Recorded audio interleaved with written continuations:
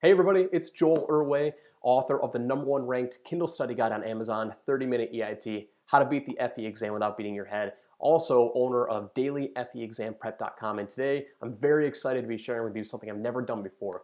I've been going back and forth with this for a while now, and I want to share with you the exact formula and the exact strategy that I used to pass the exam. And the same strategies that my coaching clients, my students who I work with one-on-one, the same strategies that they're using to pass the exam, because I don't think this should be hidden. I don't think this should be exclusive. And so this is what allowed me to kind of push back the notion that I needed to know everything to pass the exam. And I know that's a big myth that a lot of people believe. They think that they need to know all of the exam to pass, and it's absolutely not true. So what I'm doing for you today is I recorded a quick presentation for you, and I'm going to show you the exact FE focus formula that all of my students have been using. Everyone who's read my book, they had the exact same formula in there, and it's what I used to pass the exam. So I want to share that with you over the next, I think it's about 9 minutes or so it's not too long. I tried to keep it as short and condensed as possible so you can take this video and run with it and use it for your own FE study plan. So enjoy the video. At the end, I do have a link if you want to subscribe to my list. I have more training videos that I'd love to send you. So there is a link at the end of the video if you want to click that and just hit subscribe.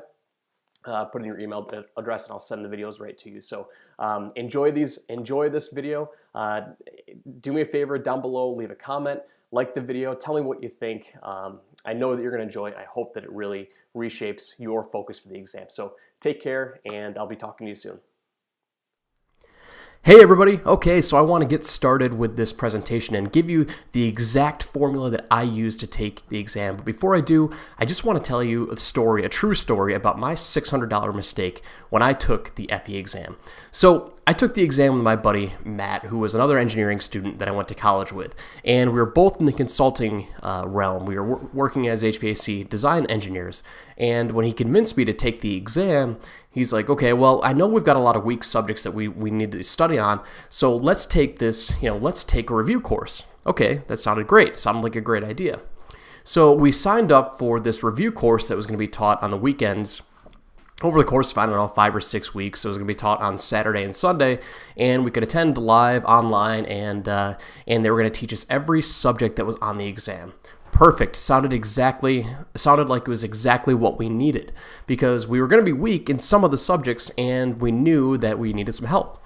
So what we ended up doing was we went and logged on for the first few weeks, and it was very, very inefficient. I know that a lot of people got a lot of value out of it, but for me personally, being put into this review class where there's a few hundred other students, and everybody is asking questions while the professor is online kind of teaching it, it was a very inefficient process. So thankfully in week 2, we were getting to these subjects where I knew that I needed the most help in, which was electricity and magnetism. So we get to that subject, and the professor, it was a crash course. He was trying to teach an entire curriculum's worth of material in 8 hours. And so by the end of it, I went through and did some practice problems, and I realized I didn't get any more right than I did before I started that review course. So I was very, very discouraged. Well, I ended up canning it, and I stopped going to the classes and just started studying on my own, and my friend ended up continuing with the classes. So by the end of it, I ended up passing the exam with the strategy I'm about to show you, and my friend didn't. And he was the one who stuck with that program the entire way. So let me share with you how I was able to kind of reverse that and come up with my own strategy so you don't make the same mistake. And so the strategy that I developed, I call it now the FE focus formula. And this is the strategy that I teach in my book, 30-Minute EIT, and it was only privileged to the people who were actually signed up as my coaching clients. But I want to share it with you right now because I don't think this should be hidden anymore. So let's get right to it. So the first thing that you need to do in order to kind of reshape your focus and understand how you should be studying for this test is you need to go grab your specification over at nces.org. So go to the link above that I'm showing here and grab your exam specification. After you do that, you have to kind of realize, what the format is. So the format of the new computer-based test is 110 questions long, and it's given over the course of 6 hours. So the example that I'm going to show you is the mechanical engineering discipline. So once we get the discipline, or once we get the specifications, what we need to do is we need to list out all of the subjects on the left-hand column. So like I did here, I listed them all out, and then what I did was I also listed out the low and high ranges in 2 separate columns. So you have to understand what NCEES does is they tell you, okay, we're going to give you a range of the number of questions that could be asked. So you really don't know how many questions will be on the exam. That's okay, because this formula kind of helps work around that. So what you need to do is just list out the low and the high range of each subject on the exam. So at the bottom, what I've done is I've summed up the total of the low range, and I've summed up the total of the high range. So get that done and go ahead and sum up the totals. And what we need to do after we sum up the ranges is we need to break down our strongest, our mediocre, and our weakest subjects into 3 categories. And I call it the A, B, and C categories. So category A is going to be the topics where we feel that we can get at least 85% of the answers correct. So these are going to be your strongest subjects, the ones that you're most confident in. They'll be the ones that you probably obtained your degree in. Okay, so category B are going to be the topics where we feel we can get at least 60% of the answers correct. Okay, these are going to be your mediocre, to semi-strong subjects. You expect that you're going to get some of the questions wrong, but you'd feel a little bit more confident than some of the other subjects. And then finally, category C is going to be the topics where you feel you can get at least 25% of the answers correct. All right, so do you know why I picked 25% for our C column or our weakest columns? Well, odds tell us that even if we guess on the exam for 4 multiple choice questions, we have a 25% chance of getting the question correct if we just guess. So what that really means is, these are subjects where we're not even really going to focus any of our time on.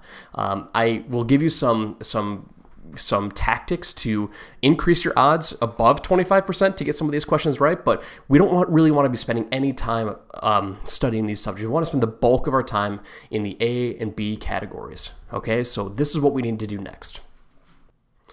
Okay, so what do we do next? We calculate the percent total from each column and multiply it by the percentage of anticipated correct answers. Now, you might be wondering, how do we compensate for the range factor of the low and high ranges? Well, what we're going to do is we're going to assume worst case scenario. So we're going to assume that we're going to get the low range given to us on the test for A's and B's, meaning we're going to get fewer questions of our strongest subjects given to us on the exam, and we're going to assume worst case scenario for the high range. We're going to assume worst case scenario, meaning we'll have the high range questions for our C columns. So this gives us a little bit of cushion and wiggle room once we get to the exam. Okay, so here's what it looks like once you do categorize all of your subjects. So what you do is I've listed 7 subjects in my A column, 5 subjects on my B column, and 3 subjects that I know that I'm really weak in my C column. And then we put the low percentages and the high percentages according to what we just talked about. So low is going to our A and B column, and the high percentage goes to our C column. And then we sum up the total at the bottom. So I've got 41.5% of the questions are going to come from the A column. 33.3% of the questions on the test are going to be coming from my B column, and then 24.4% of the questions are going to be coming from the C column.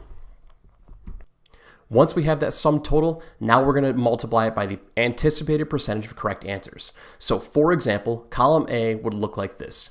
We take the column A total, which is the low range total, which is 41.5%, and I multiply that by 85% correct. Well, I'm assuming that I'm going to get 85% of those questions correct, and I get the total anticipated percentage of correct answers on the test from the A column. So 41.5% times 85% gives me 35.2% correct. So I'm anticipating I'm going to get 35.2% of the test correct from my A column. And all I do is I rinse and repeat for columns B and C. So 33.3% times 60%, that gives me 20% total. and then 15.3% times 24.4% gives me 6.1% total.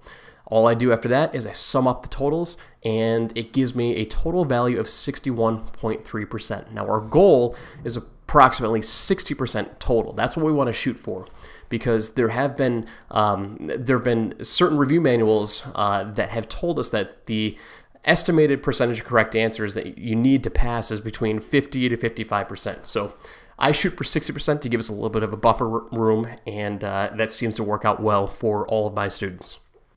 So what happens if we don't hit 60% of our goal? Well, all that tells you is that you need to reprioritize. So you probably have too many subjects in your C column or your B column and need to be moving them more towards the left. So you need to move them into either the B or A column. If you're a lot higher than 60%, well, then I suggest moving some more to your B and C column. What this focus formula is doing for us is it's allowing us not to have to study everything. I don't want you to think that you have to know everything to pass. That's the whole point of this focus formula. So it helps reshape your mind and reshape your focus, so you only have to study what really matters.